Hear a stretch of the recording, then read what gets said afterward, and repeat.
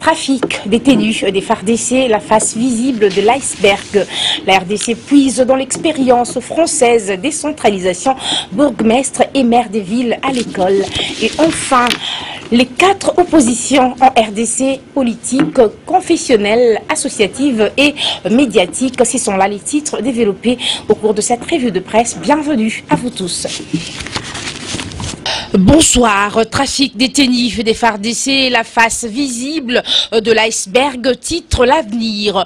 Le service de sécurité militaire en collaboration avec la police de frontières ont surpris le mercredi 27 novembre dernier des pilotes de la MONUSCO avec détenus de la garde républicaine. Environ 10 militaires ukrainiens reconnus comme des pilotes avec un Congolais qui facilitait ce trafic ont été conduits par les FARDC à la 34e région militaire.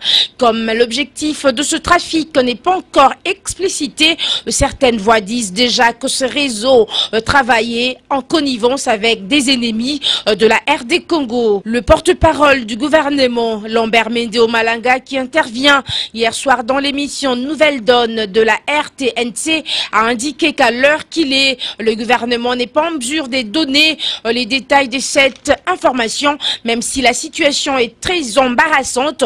Il conseille d'attendre la conclusion des enquêtes qui sont déjà en cours tant du côté des FARDC que de la MONUSCO. Dans une autre colonne, les journaux écrit une situation très préoccupante. Appelé à réagir à cette actualité, Lambert Mende Omalanga, un homme généralement bien informé, a cité certaines sources qui accusent la MONUSCO de profiter de ses uniformes pour justifier des situations dans la région. Comme tout le monde le sait bien, la population de Beni avait caillassé les véhicules et certains biens de la MONUSCO, accusant cette dernière d'être de mèche avec les égorgeurs de la population. Ces tenues militaires devaient-elles servir à cette fin, s'interroge le tabloïd, et d'y répondre.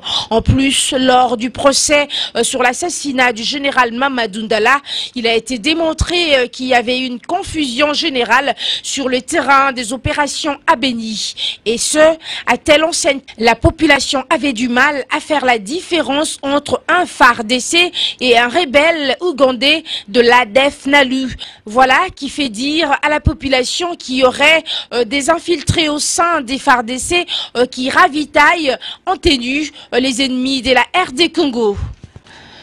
En politique, les 4 oppositions en RDC, politique, confessionnelle, associative et médiatique, énumèrent la consoeur La Colombe en milieu de sa une. Église, ONG, médias, béquilles pour l'opposition politique, s'interroge le journal, et de répondre cette situation d'une opposition qui est plus sur papier que sur le terrain politique fait que l'opposition politique, pour compenser sa déficience organisationnelle, s'est réfugie dans d'autres structures qui font de l'opposition non déclarée, estime la consoeur. C'est le cas de l'Église, incapable d'agir en politique. Beaucoup d'opposants, si pas tous, se servent de l'Église pour espérer mobiliser ou pour paraître crédible.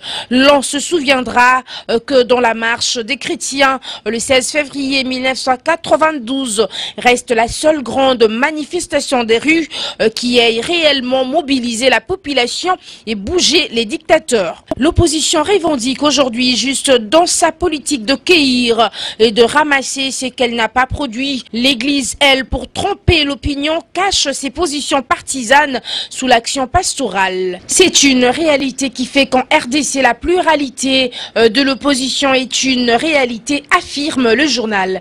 À part l'opposition politique qui, comme on l'a vu, est son contenu réel, il y a l'opposition confessionnelle présente présenté par la SENCO, Conférence épiscopale nationale du Congo. Il faut y ajouter quelques sectes religieuses, tribalo-ethniques. Et ce rôle de la SENCO dans l'opposition et fonction de l'évêque de Kinshasa sous le cardinal Malula. L'opposition de l'Église vis-à-vis du gouvernement était visible à l'œil nu. Sous le cardinal Etchou, l'opposition de l'Église était devenue une affaire des quelques prêtres.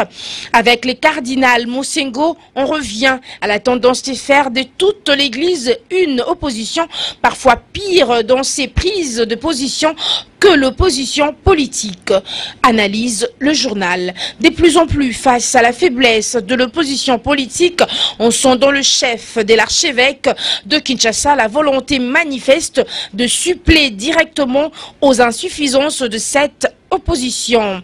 Le fait le démontre en 2011, ce n'est pas l'UDPS ou l'ensemble de l'opposition politique qui est monté au créneau pour déclarer le vol des voix de Étienne Tshisekedi. Le cardinal est également monté au créneau pour pousser l'opposition de saisir les cours et tribunaux en promettant de lui apporter toutes les preuves du hold-up électoral. Il n'y a rien eu de tout cela. Et enfin, la consoeur, la prospérité boucle cette revue de presse avec cette exclamation. La RDC puise dans l'expérience française, décentralisation bourgmestre et maire des villes à l'école. Il se tient depuis hier jeudi 27 novembre 2014 au salon Okapi de l'hôtel Vénus à Kinshasa, les premières assises de la coopération décentralisée entre les collectivités territoriales françaises et congolaises.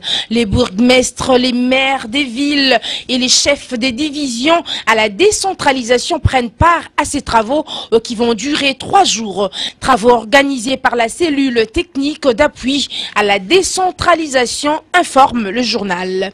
Le ministre de l'Intérieur, Sécurité, Décentralisation et Affaires coutumières, Richard Mouyej-Monguez-Mans, qui a prononcé à l'ouverture de l'atelier de formation devant le représentant de l'ambassadeur de France et plusieurs autres invités, a indiqué que ces assises constituent un atout incontournable du processus de la mise en œuvre de la décentralisation en RDC, entamé depuis 2012.